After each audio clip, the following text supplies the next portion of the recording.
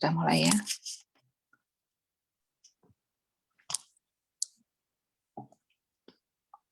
Oke, selamat malam teman-teman semua. Salam sejahtera. Selamat bergabung bagi yang bergabung di Zoom maupun yang ikut live di Facebook. Suara saya cukup jelas ya. Oke, malam ini kita akan berbicara santai, berbicara tentang masalah-masalah yang sedang marak saat ini, yaitu masalah yang berhubungan dengan COVID, pandemi yang terjadi saat ini. Berbicara mengenai perlunya vaksinasi COVID. Pembicara saat ini yang mau menjelaskan mengenai paparan tersebut adalah Dr. Febrian Teresia yang lebih dikenal dengan Dr. Febi. Saya nggak perlu banyak memperkenalkan tentang Dr. Febi karena sudah cukup sering ya mengisi webinar-webinar kesehatan, terutama yang terjadi di Peduli Kasih. Oke, sebelum memulai webinar ini, acara akan dibuka oleh Bapak Christopher Kwok, Bode dari Peduli Kasih. Silakan Pak Kris, waktu saya berikan.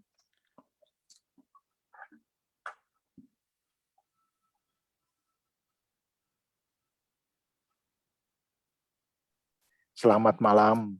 Terima kasih atas kesempatan yang diberikan. Yang mungkin sangat relevan ya dalam beberapa minggu terakhir soal vaksin. Ya, pertama kali saya mau berterima kasih ke Bu Dokter, Ibu Tiwi yang udah mau jadi moderator acara ini. Ini termasuk yang penting, yang sangat relevan khususnya untuk anak-anak kita, teman-teman yang ada di Hong Kong. Ya, banyak sekali pertanyaan. Kebetulan saya dan istri sudah divaksin dosis pertama hari Minggu kemarin. Ya, dan banyak juga anak-anak yang bertanya ke kita, pertanyaan-pertanyaan yang apa sih efek sampingnya apa sih gitu loh. Yang paling kadang kita mencoba mengerti itu, ya saya mau divaksin tapi tunggu dulu, ya tunggu yang lain dulu. Ya, nanti kalau ada efek yang nggak bagus ya biar yang lain duluan gitu loh. Tapi ya sebenarnya ya itu wajar saja dan punya pemikiran seperti itu. Tentunya di dunia kedokteran nanti Ibu Dokter bisa bantu jelaskan proses pada saat menemukan vaksin sampai akhirnya boleh dikeluarkan, boleh dinamakan sebagai vaksin dan digunakan untuk manusia ya. Ya, tentunya ya semuanya ada pertimbangan-pertimbangan medis, riset dan sebagainya yang bisa membantu menghilangkan kekhawatiran khususnya anak-anak kita. Kenapa ini penting? Karena anak-anak kita ini di Hong Kong bisa kita bayangkan ada di 170-an ribu rumah tangga di Hong Kong. Itu sangat penting untuk mengerti apa itu vaksin. Jadi bisa saja dari keluarga, dari rumah tempat dia bekerja, dari majikan, dari keluarga majikan, dan lain sebagainya. Nah, ada anak-anak kita yang bekerja menjaga orang tua, banyak juga anak-anak kita yang bekerja menjaga anak-anak kecil. Ya, disitulah kadang kalau kita tidak menyadari sebenarnya vaksin ini diberikan dari pemerintah secara gratis, ini kesempatan yang sangat bagus. Juga untuk menjaga tempat di mana anak-anak kita bekerja itu. Ya, sementara ya dari saya, terima kasih sekali lagi buat Ibu Dokter yang meluangkan waktu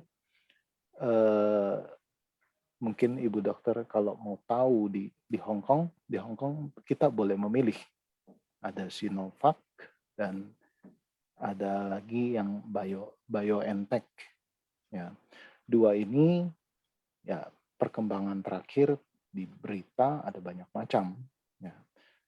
Dan masing-masing tentunya punya plus, punya minusnya, punya pertimbangan dari hasil riset dan sebagainya.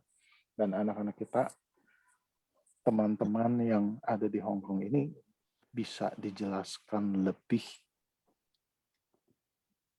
mendetil lah, kira-kira biar mereka nggak terlalu khawatir lah. Ya, saya rasa itu saja dari saya. Terima kasih sekali lagi untuk dibuatkan seminar-seminar seperti ini. Sangat penting kita memberi pendidikan, kita memberi penyuluhan, penjelasan kepada teman-teman kita yang berada di perantauan di Hong Kong. Terima kasih. Oke. Terima kasih Pak Kris untuk pembukaannya. Oke teman-teman, sebelum kita beralih ke pembicaraan intinya, sebelumnya akan saya umumkan bahwa nanti pembicaraan akan dipaparkan oleh Dr. Feby mengenai bagaimana vaksin itu, apa perlunya vaksin itu, apa manfaatnya, dan bagaimana teman-teman bisa memperoleh atau mendaftarkan untuk mendapatkan vaksin itu. Untuk lebih jelasnya akan dijelaskan oleh Dr. Feby selama kurang lebih 30 menit. Nanti bagi teman-teman kalau ada pertanyaan, bisa dengan 3 cara. Bisa tulis di chat di Zoom, atau yang ikut live di FB, bisa ditulis di komen di FB, atau kalau yang pengen bertanya langsung bisa raise hand di Zoom, nanti bisa bertanya langsung, berbicara. Wah, sesi pertanyaan nanti ada kurang lebih 20 menit, kita batasi biar tidak terlalu malam. Seandainya dalam waktu yang sampai waktunya ada pertanyaan teman-teman yang belum sempat terjawab, tetap tulis di komen, bisa tetap tulis di komen Facebook, nanti akan dijawab dengan secara tertulis oleh Dr. Feby di waktu selanjutnya. Oke, untuk menyingkat waktu, kita langsung saja ke Dr. Feby untuk menjelaskan semua pemaparan tentang vaksin hari ini. Silakan Dr. Feby. Oke, ini terlihat kan share screen saya? Lihat, jelas. Oke. Ya, selamat malam semua. Terima kasih untuk kesempatan yang diberikan malam ini. Saya akan membahas topik yang memang tadi dibilang sedang marak. Kita tahu di Hong Kong lagi pemerintah Hong Kong tuh sedang memberikan kita kesempatan untuk melakukan vaksin yang jor-joran, bisa dibilang jor-joran, karena ingin semua dapat vaksin, dapat kekebalan tubuh, tapi memang banyak di antara kita masih ragu, masih takut. Ini apa sih sebenarnya vaksin ini? Saya takut, saya nggak tahu apa aman buat saya gitu. Jadi semoga malam ini saya bisa memaparkan apa yang perlu kita ketahui tentang vaksin, gimana cara kerjanya, apakah aman buat tubuh kita dan sebagainya. Oleh karena itu, mari kita mulai.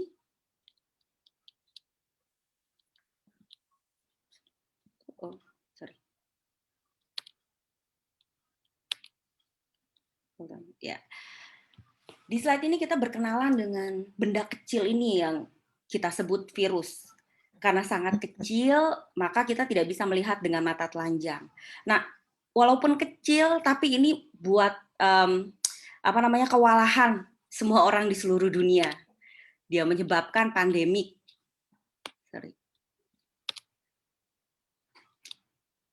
Hold on. Ya, dia menyebabkan pandemik. Pandemik itu suatu kejadian luar biasa di seluruh dunia. Jadi karena virus kecil ini kehidupan normal kita berubah 180 derajat. Kejadian luar biasa di seluruh dunia. Jadi karena virus kecil ini kehidupan normal kita berubah 180 derajat. Halo? Ya, bisa kedengeran?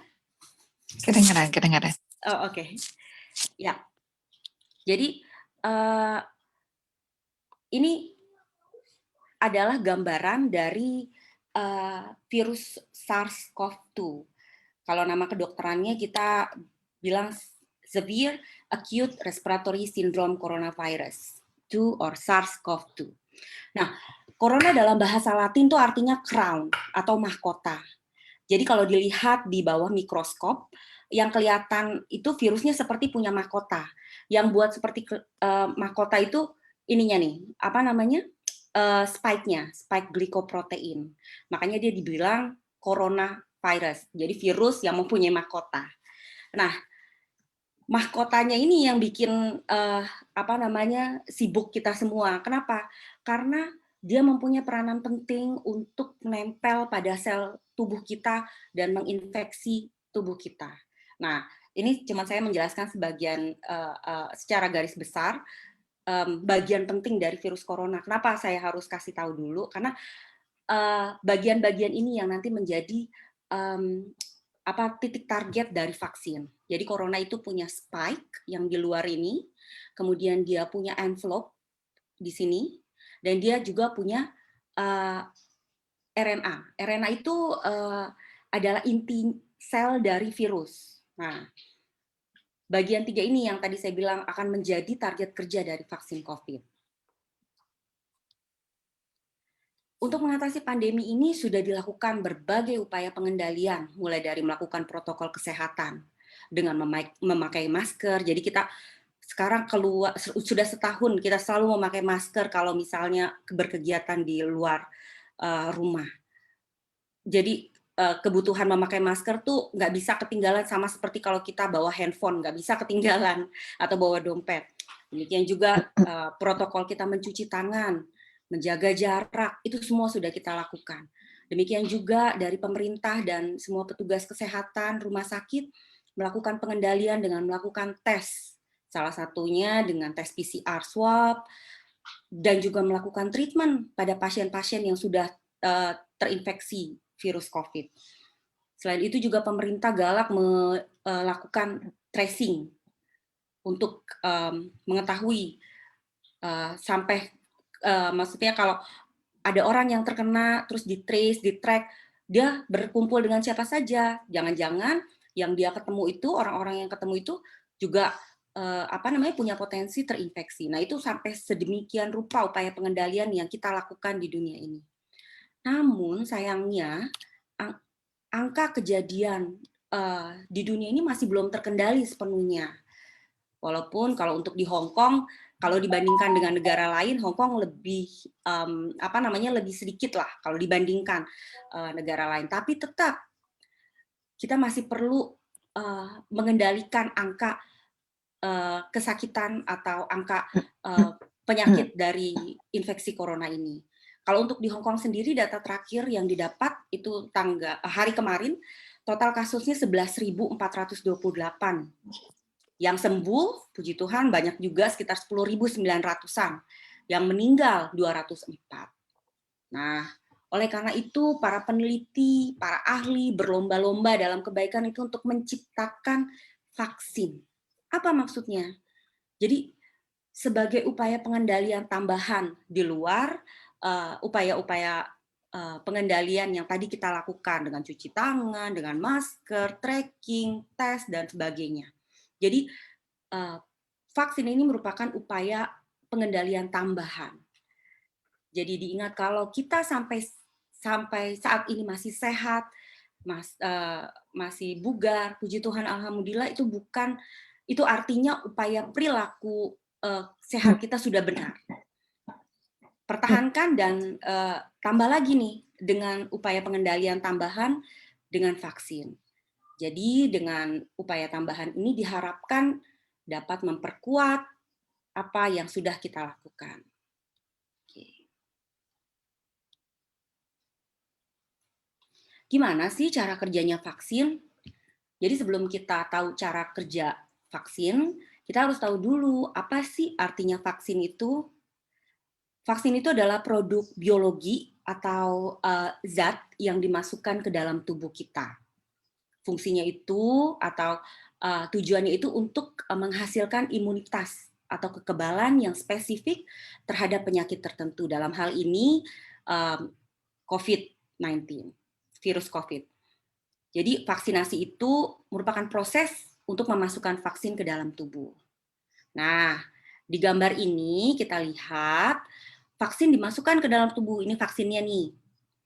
Dia bertindak sebagai antigen. Apa itu antigen? Antigen itu adalah benda asing. Jadi kalau kalau masuk ke tubuh, tubuh akan melihat, loh, ini apa nih? Tamu tidak diundang istilahnya, antigen. Nah, tubuh akan memberikan reaksi untuk melindungi dirinya dengan cara, lihat ini ada antibodi. Dengan cara membentuk zat kekebalan tubuh yang kita kenal namanya antibodi. Jadi nanti antibodi ini yang akan menghancurkan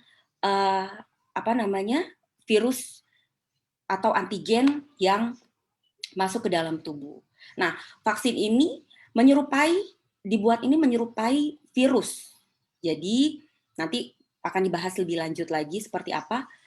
Jadi ini vaksin ini tuh sepertinya kayak memperkenalkan, ini loh ada virus yang seperti ini, ada tamu yang seperti ini. Ini yang harus kamu serang nanti kalau virus yang sebenarnya datang. Nah, itu kira-kira konsepnya melakukan vaksin. Jadi vaksinnya sendiri tidak bahaya karena antigen atau zat yang masuk ke dalam tubuh ini sudah diolah sedemikian rupa sehingga aman terhadap tubuh. Aman terhadap tubuh, tetapi mempunyai reaksi untuk menimbulkan kekebalan tubuh nanti. Jadi suatu saat kalau misalnya timbul atau masuk virus beneran, tubuh sudah siap untuk menghancurkan si virus itu. Nah, itu konsep dasar dari vaksin. Kenapa vaksin COVID-19 itu penting? Jadi satu, dia untuk mencegah tubuh tidak terinfeksi COVID-19.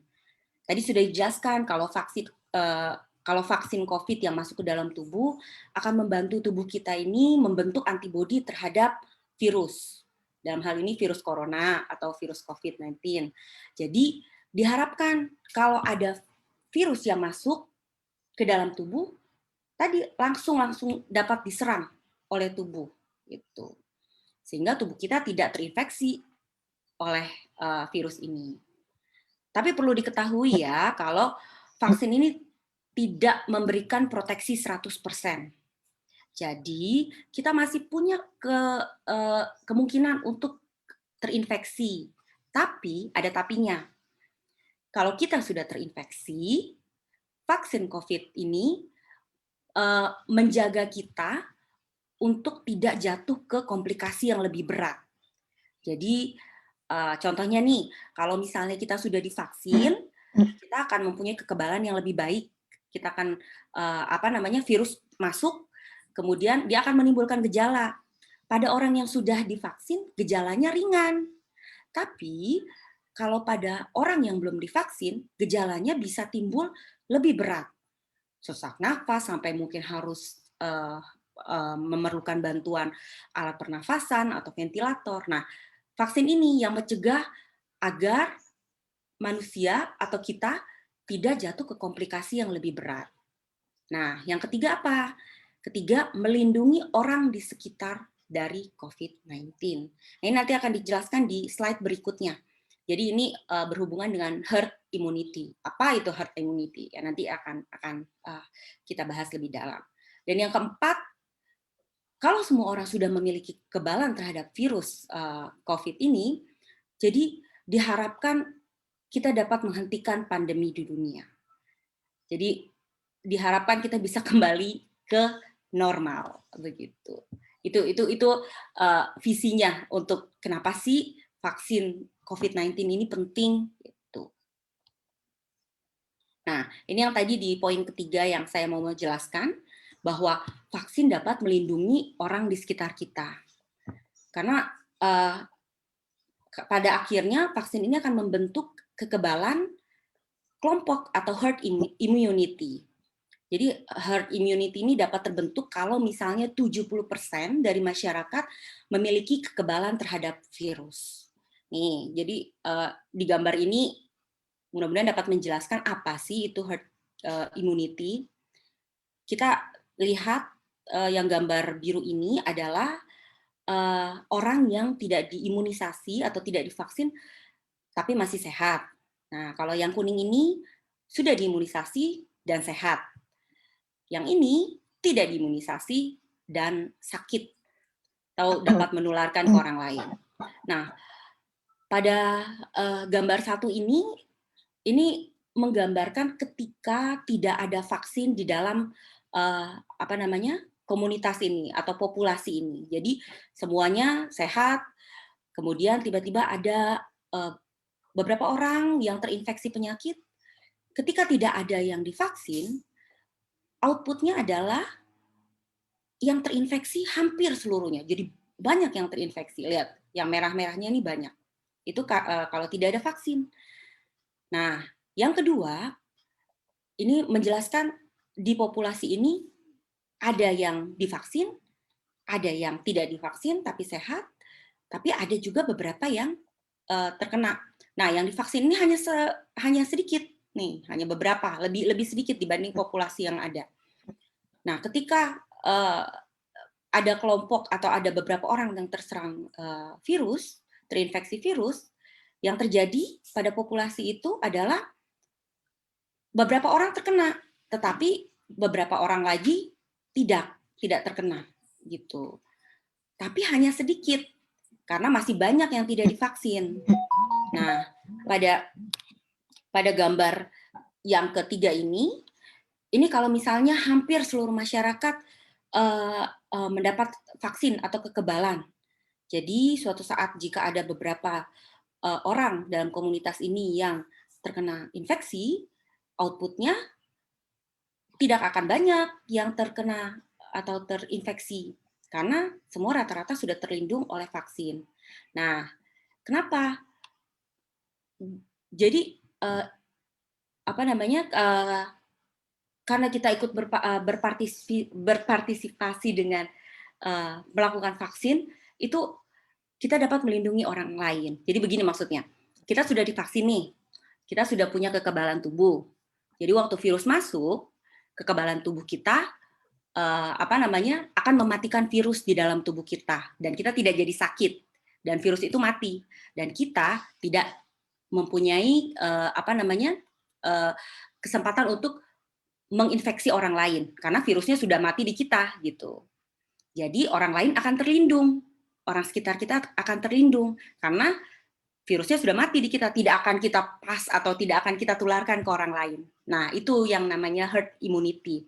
Jadi selain vaksin itu selain melindungi diri kita, itu juga melindungi orang lain.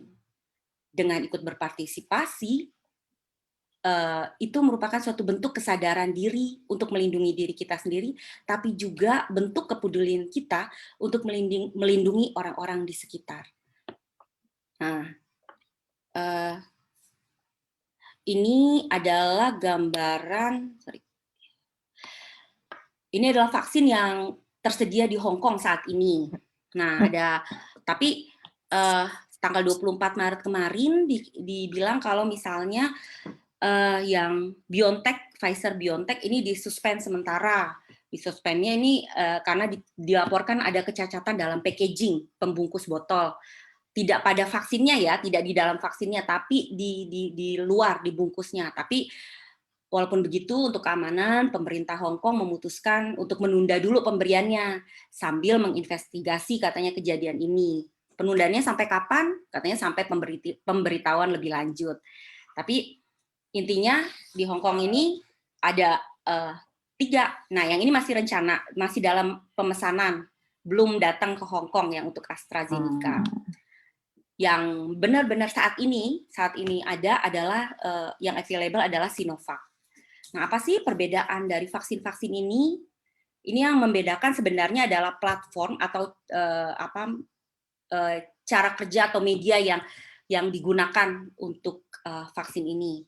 Kalau Sinovac, dia menggunakan virus corona yang sudah dimatikan atau sudah deaktivasi. Jadi virusnya ini, maksudnya jadi vaksin ini aman ya, karena tidak ada virus yang hidup.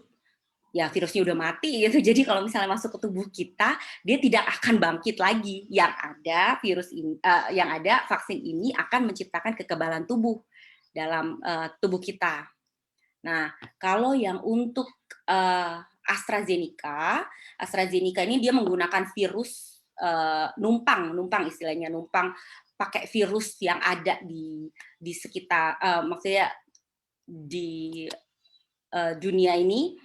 Tapi virusnya ini aman. Contohnya virus adenovirus. Jadi dia memakai virus ini yang tidak berbahaya sebagai media untuk memasukkan antigen ke dalam tubuh kita. Ini juga tidak bahaya. Kenapa? Karena tidak ada virus hidup yang dimasukkan atau tidak ada bagian virus yang dimasukkan sehingga dapat mengaktifkan atau menimbulkan penyakit. Yang ada menimbulkan kekebalan.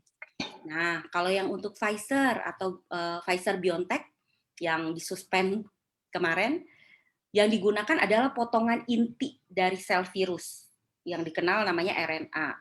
Nah, RNA ini juga tidak berbahaya dalam tubuh kita, dimasukkan fungsinya supaya si RNA ini dapat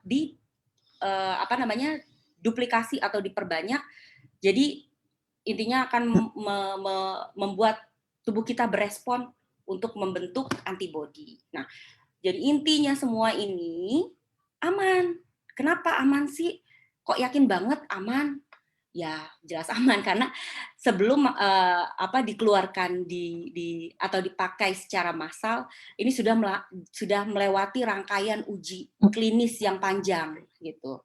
Jadi langkah-langkah vaksin untuk dikeluarkan itu nggak gampang, nggak cap-cip-cup, udah deh yang ini aja dikeluarin, ayo pakai, nggak seperti itu. Jadi langkah-langkah vaksin itu tuh ada uji laboratorium dulu, kemudian naik kalau misalnya aman dalam uji laboratorium, naik ke uji hewan atau kita namanya bilangnya uji preklinis. Kalau di hewan dinyatakan aman, baru akan dicobakan ke manusia. Nah, dia cobakan di manusia pun fasenya tuh ada panjang sebelum sampai dia dipakai untuk massal. Ada 3 fase. Fase 1, fase 2, dan fase 3. Nah, kalau yang fase 1 itu ini yang di sampel atau sukarelawan yang dipakai tuh sedikit, hanya 20 sampai 80 orang. Nah, fase 1 ini untuk melihat atau mengevaluasi keamanan dan imunogenitas atau kekebalan si vaksin ini gimana sih, rentang dosisnya berapa sih yang bisa kita pakai di tubuh manusia. Nah, itu fase 1. Nah, kalau misalnya di fase 1 dibilang, peneliti bilang, oke, aman, kita naik ke fase 2. Nah, di fase 2 hampir sama seperti fase 1, tapi yang diuji cobakan lebih banyak orang-orangnya, jadi ratusan. Nah, kalau dikatakan aman, naik lagi ke fase 3. Nah, itu lebih banyak lagi orang sukarelawan yang diuji cobakan, puluhan ribu sampai ratusan ribu. Nah, kalau sudah dinyatakan aman, baru akhirnya berani dikeluarkan untuk massal. Jadi jangan takut kalau vaksin ini tidak aman, karena untuk vaksin ini bisa dikonsumsi atau dipakai ke orang-orang secara massal, itu mengalami proses yang sangat panjang, gitu. Nah, ini suspend untuk yang BioNTech. Kalau yang untuk AstraZeneca masih belum tersedia, katanya dalam waktu dekat, tapi sudah dipesan oleh pemerintah Hong Kong, cuman belum jelas kapannya, mungkin tahun ini. Dan yang ini yang ada, yang available adalah Sinovac. Gitu. Nah, mungkin teman-teman di sini ada yang bertanya, oke, vaksinnya aman, tapi halal nggak sih? Ya, untuk teman-teman Muslim juga pasti akan pertimbangan untuk mengambil vaksin ini aman atau halal nggak sih? Nah, saya mengutip dari keputusan Majelis Ulama Indonesia tanggal 11 Januari 2021, MUI menetapkan bahwa vaksin Sinovac ini halal. Jadi jangan takut, selain aman, vaksin ini juga halal untuk Sinovac ya. Kenapa saya bilang cuman Sinovac?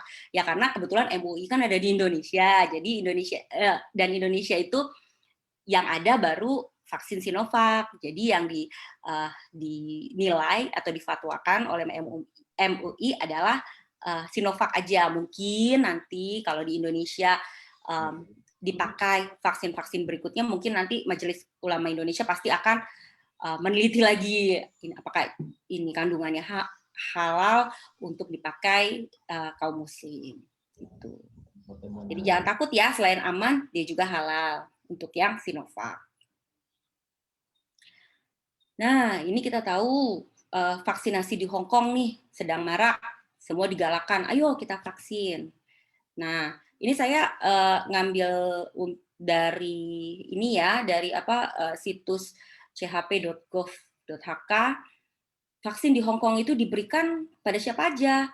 Kepada semua penduduk Hong Kong yang berusia 30 tahun ke atas dan seluruh pekerja migran Indonesia di Hong Kong.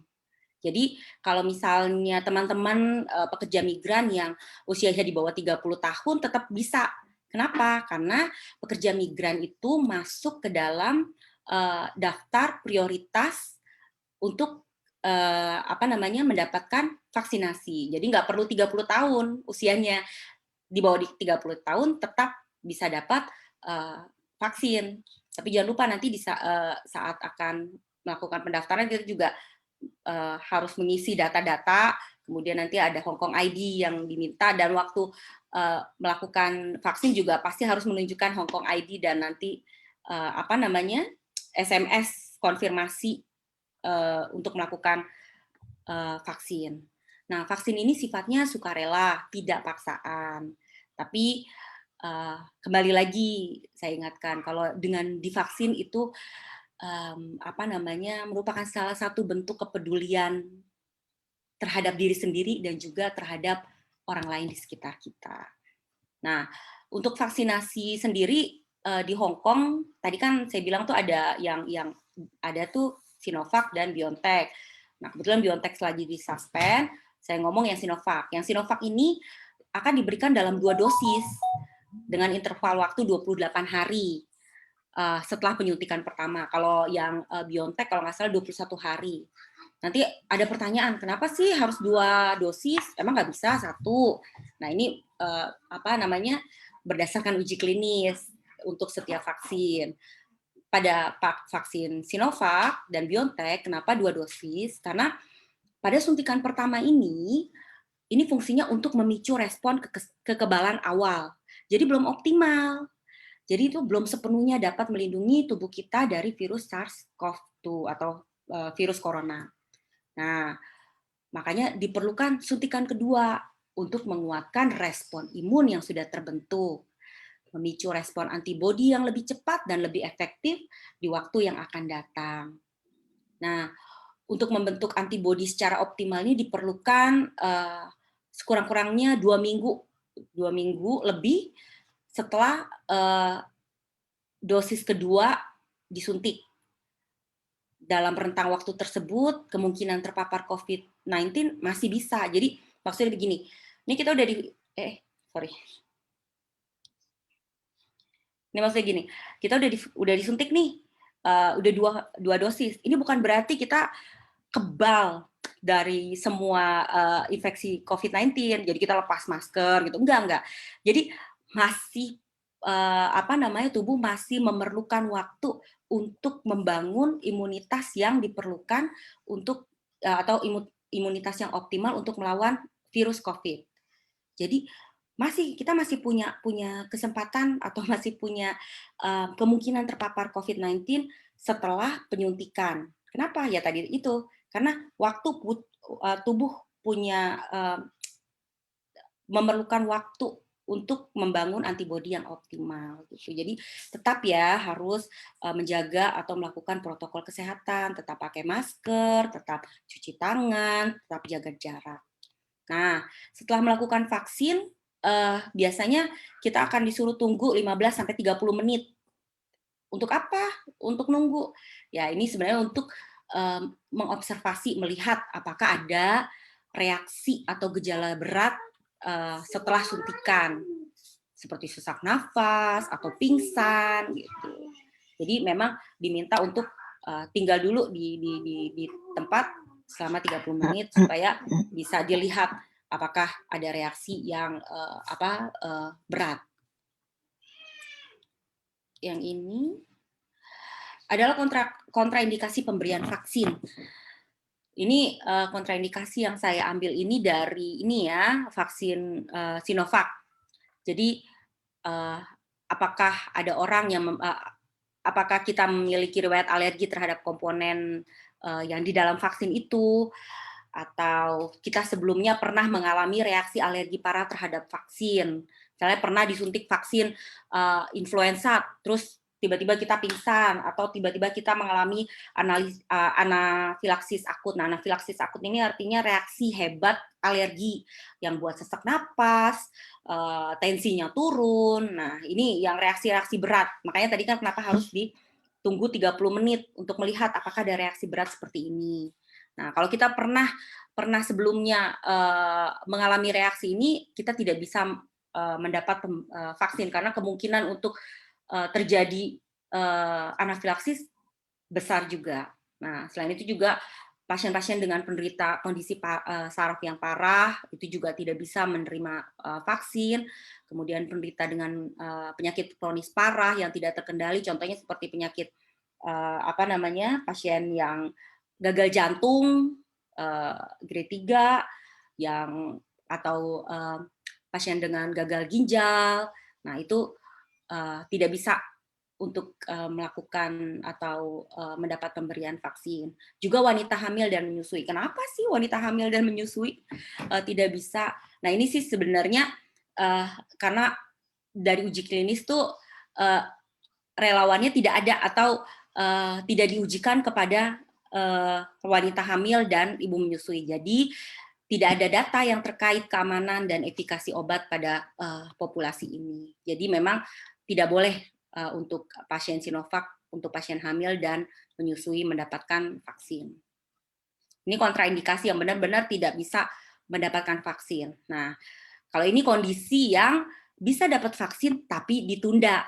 Kalau misalnya kita punya penyakit akut, eksaserbasi akut penyakit kronis, ya contohnya tadi penyakit, kita tahu ada penyakit jantung tapi ada grade-grade-nya gitu, penyakit jantung. Nah, mungkin waktu mau divaksin atau yang gampang darah tinggi misalnya, kita punya tensi tiba-tiba 180. Nah, itu ditunda dulu biasanya, tidak boleh gitu. Atau kita punya demam. Nah, apa sih demam? Demam itu kalau misalnya suhu kita di atas 38. Nah, itu ditunda dulu, bukan tidak boleh, tapi ditunda dulu gitu. Sampai keadaan ini teratasi. Jangan lupa ya, kalau kita punya kondisi-kondisi seperti ini, kita kasih tahu sama yang akan vaksin atau pada petugas kesehatan supaya mereka juga aware. Jadi mereka akan menyaring lagi, ini memilah perlu divaksin atau ditunda dulu. Nah, seperti itu. Nah, itu juga keadaan seperti diabetes, kejang, epilepsi, terus ada gangguan fungsi kekebalan seperti pasien-pasien AIDS, pasien sindrom nefrotik atau tumor ganas, kemudian injeksi kita mendapat, maksudnya ada orang yang mendapat injeksi atau suntikan imunoglobulin ini pada penyakit-penyakit tertentu, memang ada beberapa pasien yang memerlukan injeksi imunoglobulin. Nah, ini ditunda dulu gitu. Dan mungkin ada reaksi merugikan dari sistem saraf, punya riwayat ada setelah divaksin ternyata ada gangguan pada sistem saraf. Nah, itu ditunda dulu, dan penggunaan vaksin lain. Nah, penggunaan vaksin lain sebenarnya tidak seperti saya baru vaksin cacar gitu. Nah ini ditunda dulu karena dalam uji klinis tuh belum ada data yang pas atau yang ada bisa dijadikan pegangan bahwa aman kalau misalnya vaksin COVID bisa diberikan bersama-sama dengan vaksin lain karena belum ada data keamanannya. Jadi biasanya akan ditunda selama kurang lebih 2 minggu sebelum atau sesudah pemberian vaksin lainnya. Atau juga ada penggunaan obat-obatan lainnya. Jadi contohnya seperti infeksi imunoglobulin, injeksi imunoglobulin. Nah, ini efek samping pemberian vaksin. Nah, ini salah satu yang bikin takut orang untuk divaksin ya. Nggak takut. Selain ragu keamanannya juga takut. Kenapa takut divaksin? Ya takut aja nanti saya sakit atau apa ya. Namanya juga disuntik ya, saya nggak bakal bohong karena disuntik pasti sakit gitu. Ya kalau dulu zaman kecil pasti dibilangnya kayak digigit semut, ya enggak juga sih ya. Sebenarnya kan tergantung dari respon kita, ambang nyeri kita tinggi atau enggak. Ada yang biasa aja divaksin. Kayak anak saya divaksin juga nggak nangis dia. Maksudnya vaksin influenza nggak pernah nangis. Nah, bisa juga ada yang takut banget. Nah, biasanya ini efek samping pemberian vaksin itu ada yang efek lokal, ada yang efek umum. Kalau efek lokal itu nyeri di tempat suntikan, bengkak, gatal, kemerahan, pengerasan. Ini sangat umum gitu. Maksudnya sangat biasa dan ringan. Nah, efek umumnya bisa sakit kepala, bisa capek rasanya, bisa pegel-pegel, dan kadang-kadang juga disertai mual. Tapi ada beberapa juga ngerasa malah lebih lapar gitu. Jadi berbeda-beda tiap individu. Ini yang efek samping setelah pemberian vaksin. Nah, untuk mengurangi rasa nyeri di suntikan gimana caranya? Bisa bisa banyak minum air putih, bisa lap daerah suntikan dengan kain basah bersih dan dingin supaya lebih nyaman gitu. Nah, ini harus diberitahu ya pada staf terdekat atau klinik terdekat jika Anda mengalami gejala-gejala setelah menerima vaksin. Pusing atau pingsan, pembengkakan wajah, tenggorokan lidah, ada kemerahan ruam kulit. Maksudnya bukan cuma di tempat ini ya, tapi di hampir di tubuh gitu, seluruh tubuh, ada muntah, kesulitan bernapas, terus nafasnya jadi mengi seperti orang asma, detak jantungnya cepat atau berdebar-debar, mual, sakit perut. Nah, ini dilaporkan ke petugas kesehatan supaya bisa dilakukan penanganan yang cepat. Nah, ingat ya, kalau vaksin ini bukan obat. Ini adalah upaya yang tadi saya jelaskan di awal. Ini adalah upaya tambahan untuk mengendalikan penyebaran SARS-CoV-2. Jadi walaupun sudah divaksin bukan berarti kita kebal 100% dan sudah bisa lepas masker, kumpul-kumpul lagi, nggak jaga jarak, bukan begitu. Kalau kita sudah divaksin, kita masih bisa terinfeksi virus COVID walaupun tidak sampai berat efeknya, dan harus diingat kita juga masih bisa menyebarkan atau menginfeksi orang lain. Oleh karena itu tetap lakukan protokol kesehatan. Tetap memakai masker, cuci tangan, jaga jarak. Oke. Kemudian gimana sih cara mendaftar untuk vaksin? Nah, ini saya sertakan websitenya ya. Teman-teman masuk ke covidvaksin.gov.hk, kemudian nanti pilih nih book vaksinasi, kemudian nanti setelah masuk itu akan ada seperti ini pilihan, Sinovac atau BioNTech. Ini BioNTech-nya nggak bisa dipilih karena lagi disuspend. Jadi yang pilihan kita cuma satu, Sinovac. Kemudian kita klik yang ini nih, nanti akan keluar. Kita akan mengisi data-data diri, nomor identitas, terus tanggal lahir, dan sebagainya. Setelah submit, nanti akan keluar seperti ini, bahwa kita sudah sukses untuk booking, akan diberi di slide berikutnya kita akan dikasih pilihan kapan aja kita bisa vaksin, hari-harinya kapan aja, terus tempatnya di mana kita bisa pilih yang terdekat di kita. Nah, ini nanti kalau misalnya udah semua terus kita submit, nanti kita dapat seperti ini. Ini adalah seperti kayak lembaran konfirmasi bahwa kita bisa divaksin. Nanti appointment-nya vaksin pertama dan vaksin kedua ada di sini, begitu. Ya, ayo lakukan vaksin untuk melindungi diri sendiri dan orang-orang di sekitar kita. Terima kasih. Ya, demikian mudah-mudahan bisa bermanfaat. Ya, sangat bermanfaat sekali Dr. Feby. Terima kasih untuk penjelasannya. Oke, bagi teman-teman yang kurang jelas atau ingin bertanya, silahkan bertanya. Saya lihat dulu ini kayaknya sudah ada yang bertanya ya.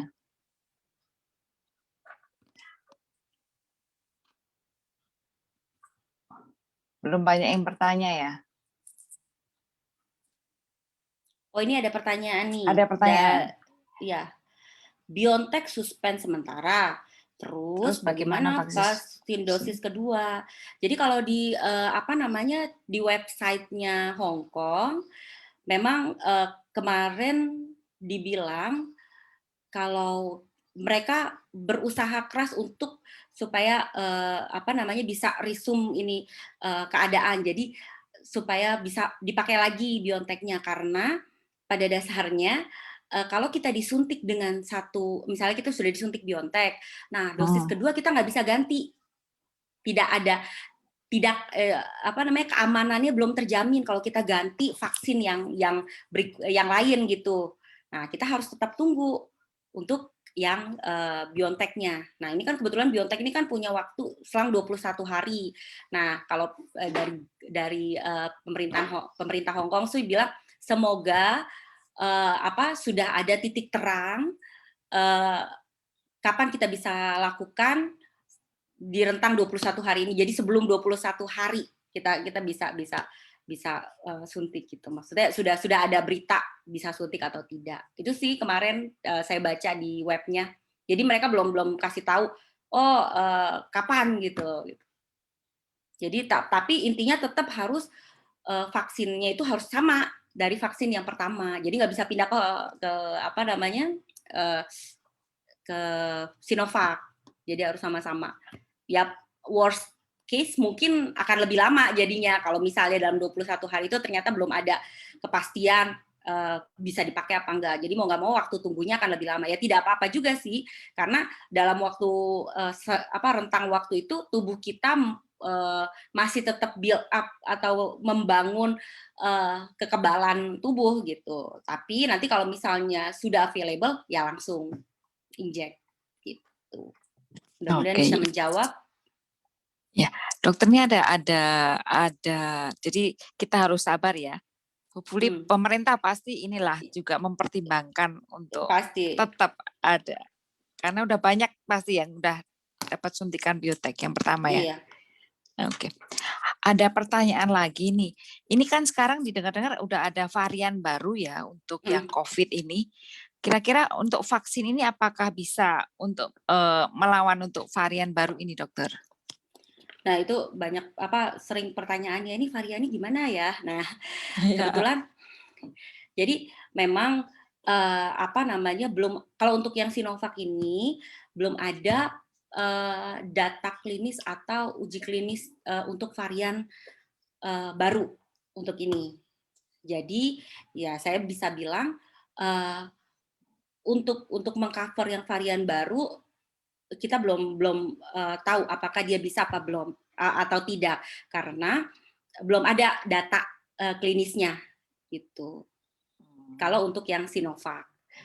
Nah, kalau yang untuk BioNTech, karena dia dilakukan selain di Hong Kong atau di Asia, juga dilakukan di Europe. Nah, itu sudah ada beberapa penelitian yang menyebutkan bisa mengcover varian baru yang seperti B117 gitu. Tuh. Oke. Tadi kan dijelaskan juga sebelum masuk ke yang lain, yang mendapat vaksin itu hanya yang 30 tahun ke atas. Iya. Padahal di bawah 30 tahun kan banyak juga orang masih berinteraksi. Itu gimana, Dok? Kan pertimbangannya apa? Yang di bawah 30 tahun kok nggak perlu vaksin? Sebenarnya kalau di Sinovac sendiri itu yang 30 tahun itu kebijakan pemerintah Hong Kong ya. Jadi jadi kalau untuk Sinovac sendiri sebenarnya keamanan vaksin ini mulai dari usia 18 tahun ke atas. Kalau untuk Sinovac sendiri.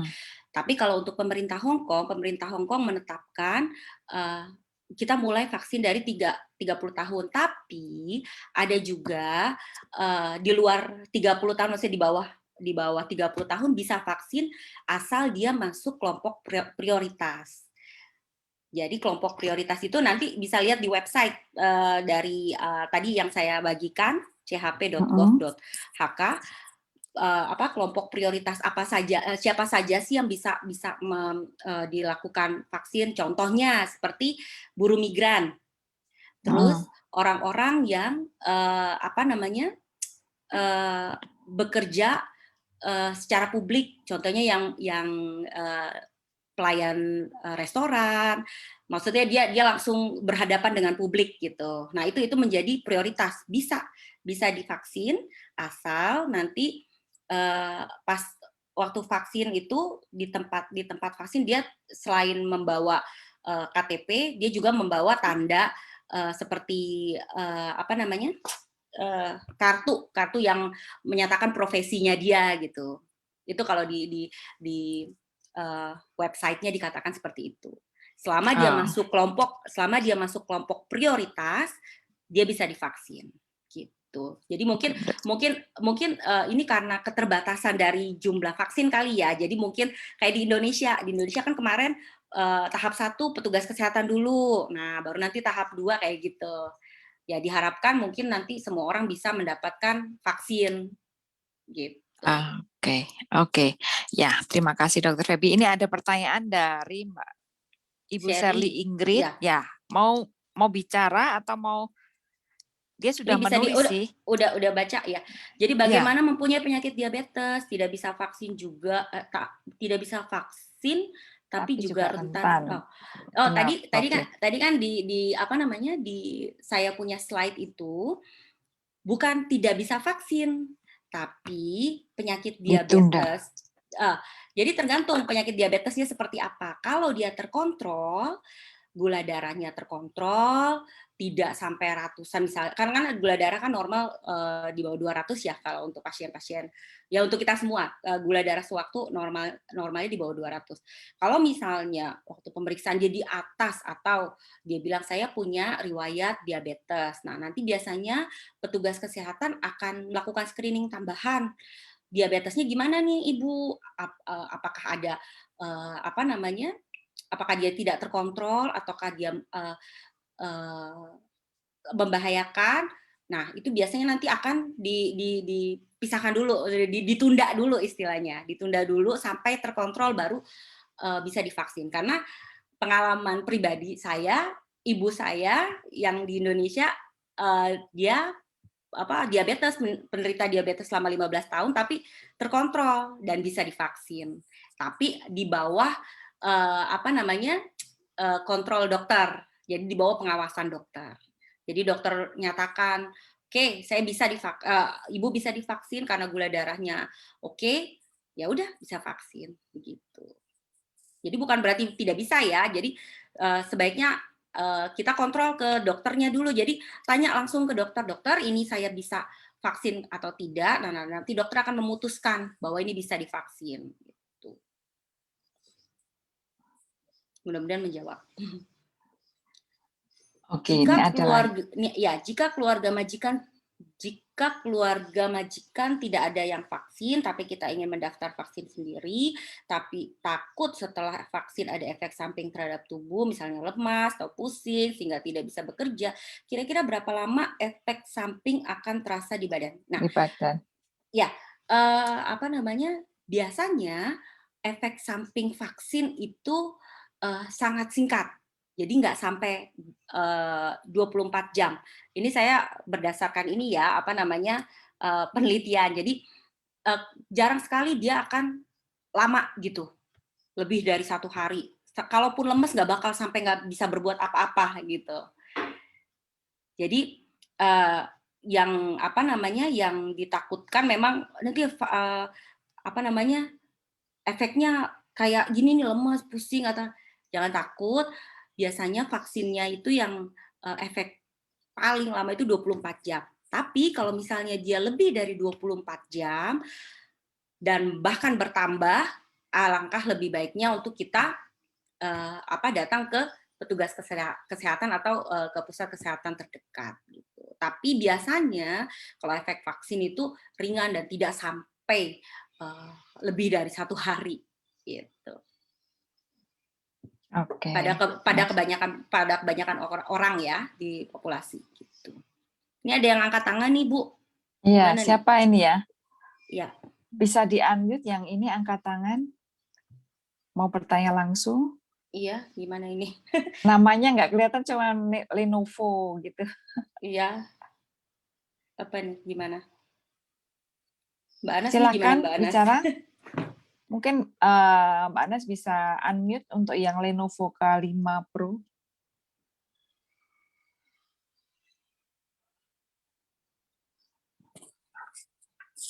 Belum ya? Nggak nyaut ya? Belum ada suara. Belum ada suara? Iya.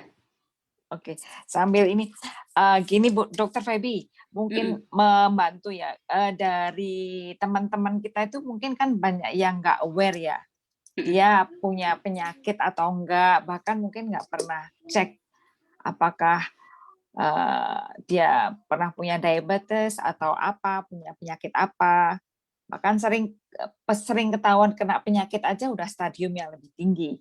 Nah, pertanyaannya apakah mereka perlu mengadakan cek dulu ke dokter sebelum mereka daftar untuk vaksin, atau nanti pas vaksin akan dilakukan pemeriksaan sebelumnya? Kalau pas vaksin tidak ada screening untuk langsung pemeriksaan gula darah gitu. Tapi yang ada adalah pemeriksaan tanda-tanda vital yang penting seperti cek demam, ada demam atau tidak, tensinya bagaimana. Nah, biasanya seperti itu. Nah, kalau untuk dibilang, oh saya nggak tahu saya ada vaksin, saya ada diabetes apa enggak, bagaimana ya? Nah, biasanya akan diputuskan bisa atau tidak oleh petugas kesehatan kalau misalnya pasien ini terlihat dalam kondisi yang sehat gitu.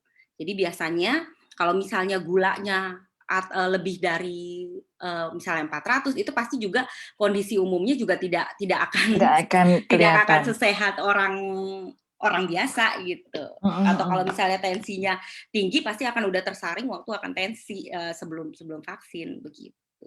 Oh, pasti tensi pasti dilakukan ya. Makanya kenapa kan disuruh setelah vaksin 30 menit dulu tuh, 15-30 menit untuk melihat apakah ada reaksi yang berat atau tidak gitu. Kalaupun nanti setelah pulang ada itu, ya kita memang harus kita sendiri yang untuk menghubungi petugas kesehatan terdekat gitu. Oh, oke. Terus ini yang tadi udah mencoba ngomong tapi katanya atau mungkin bisa ditulis kali ya. Suara. Ya, mungkin bisa ditulis kali ya. Untuk ditulis tapi baru mau coba. Belum ditulis. Saya sedang mencoba.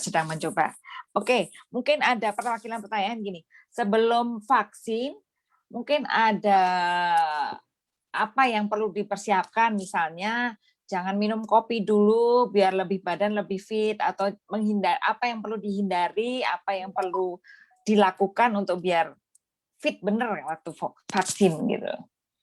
Sebenarnya sih nggak ada langkah-langkah yang spesifik harus kita lakukan gitu. Yang jelas tidur yang tidur yang cukup, karena kan kalau misalnya tidurnya nggak cukup juga akan mempengaruhi kondisi badan kita ya, tensinya bisa agak lebih sedikit tinggi atau kita malah pada saat itu akan jadi lebih lemas gitu. Jadi nggak ada yang spesifik sih ya, cuman itu dia, istirahat cukup, makan teratur seperti itu. Jadi nggak ada yang spesifik. Jadi jangan terlalu nervous ya. Biasanya orang kalau nervous mikirin terus nggak bisa tidur kan. Mungkin takut jarum suntiknya kali. Nah, itu dia yang ditakutkan. Ada pertanyaan lain lagi, coba saya lihat di.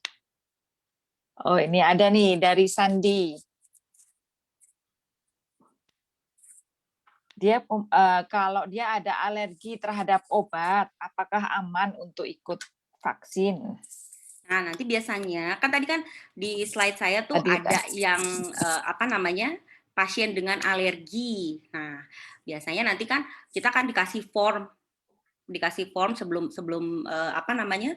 Sebelum vaksin petugas akan memberikan kita form checklist apakah ada alergi atau tidak. Nah, di situ kita akan sebutkan alergi terhadap apa, kemudian apa namanya? Gimana reaksinya, nanti petugas kesehatan yang akan menentukan apakah layak untuk divaksin atau ditunda dulu gitu. Biasanya yang tidak boleh divaksin adalah alergi terhadap vaksin sebelumnya. Jadi maksudnya kita udah pernah divaksin, tadi yang saya jabarkan, kita udah pernah vaksin terus kita mengalami reaksi yang berat. Nah, itu biasanya udah nggak boleh vaksin dulu gitu.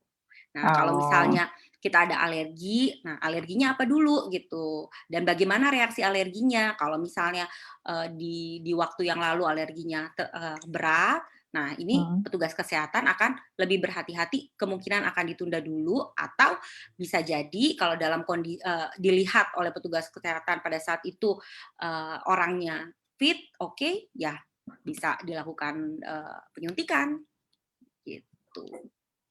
oke. Masih ada lagi nggak? Saya punya alergi nih. Coba saya lihat lagi. Belum ada. Nih kalau belum ada coba pertanyaan. Kalau misalnya orang yang sudah pernah terpapar COVID, apakah dia masih perlu mendapatkan vaksin? Dan tenggang waktunya berapa lama dari setelah dia sembuh dari COVID itu?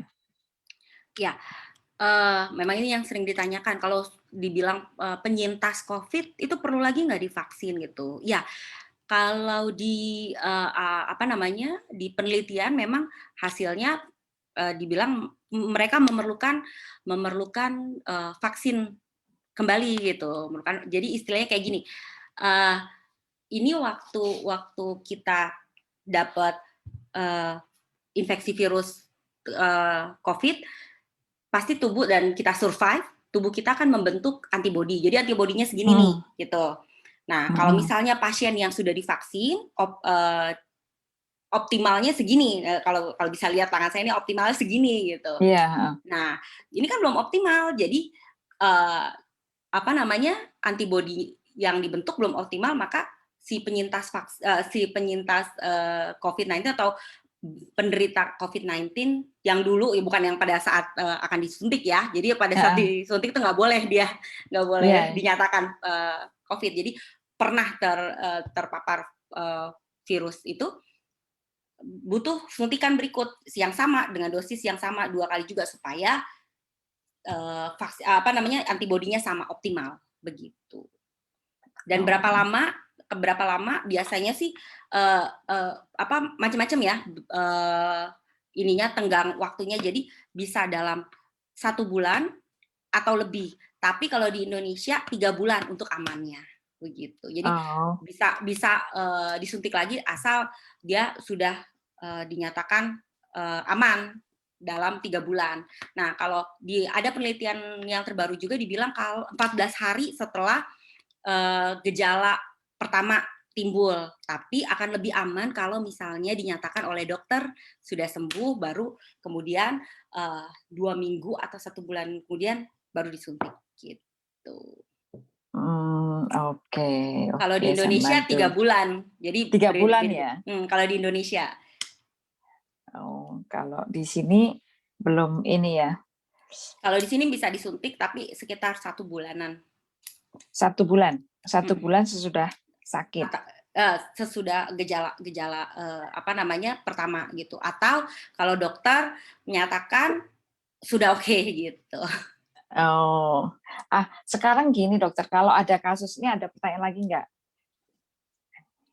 Sebelum vaksin, apakah boleh minum vitamin C, B, D, atau tidak boleh minum vitamin? Sebelum vaksin, boleh minum vitamin nggak? Itu ada pertanyaan. Ya, boleh-boleh aja karena tidak berpengaruh gitu. Tidak berpengaruh ya. Biasa. Ini yang Mbak dari Lenovo K5. Saya sudah vaksin BioNTech yang pertama, yang kedua masih menunggu. Tapi teman saya yang kedua udah ada jadwal tanggal 2. Berarti BioNTech udah oke ya, terima kasih. Biasanya kalau Jadwalnya? misalnya jadwal yang kedua pasti udah dikasih tahu waktu kita yang tadi Daftar saya pertama liatin ya, daftar karena udah pertama udah langsung. dikasih tahu. Tapi Mm-mm. kan ini kan dipospon. Nah, kejar-kejaran nih kayaknya pemerintah Hong Kong nanti sebelum tanggal 2. Sebelum tanggal 2 Kita mungkin kita tunggu kita akan pengumuman ya, Dokter kita berarti. tunggu pengumuman. Gitu. Oke, tetap tunggu pengumuman. Sekarang dokter, kalau ada kasus OTG kan dia nggak tahu nih kalau dia kena terpapar COVID. Itu gimana kalau dia nanti vaksin? Ya tetap divaksin sih, tidak Tetap apa-apa. divaksin, nggak ada Tetap efek divaksin. samping atau apa? Maksudnya efeknya akan bagaimana dengan orang yang sehat divaksin sama yang OTG divaksin? Orang terpapar Tanpa gejala itu. tanpa gejala. Iya. Kalau di Indonesia udah nggak ada lagi sih namanya OTG. Kalau di ya? Indonesia yang ada juga Okay. kasus. Kalau di Indonesia yang ada namanya kasus probable gitu, atau suspek atau konfirmasi gitu. Tapi memang dibilang dia bisa divaksin. Kalau kita nggak tahu kalau kita OTG gitu. Bisa divaksin kalau kita OTG dan biasanya tidak memberikan gejala, tidak ada gejala. Tetap bisa divaksin ya, jadi nggak perlu ini ya. Masih ada lagi pertanyaan nggak? Tapi kalau kita nggak tahu ya, tapi kalau misalnya kita punya riwayat, kita kasih tahu saya ada kontak erat atau apa, itu harus dikasih tahu sama petugas kesehatannya supaya petugas kesehatan bisa memutuskan apakah perlu screening dulu untuk pasien ini atau tidak. Berarti tetap perlu keterbukaan ya sebelum vaksin. Harus. Waktu ini harus. Nggak boleh ditutup-tutupi. Tidak boleh, karena untuk keselamatan kita sendiri itu. Iya, karena banyak dari kita kan takut, terus malah ditutup-tutupin, nggak ngomong, malah risiko ditanggung sendiri nanti. Iya betul, risiko ditanggung sendiri. Enggak ini. Ini masih belum ada pertanyaan lagi.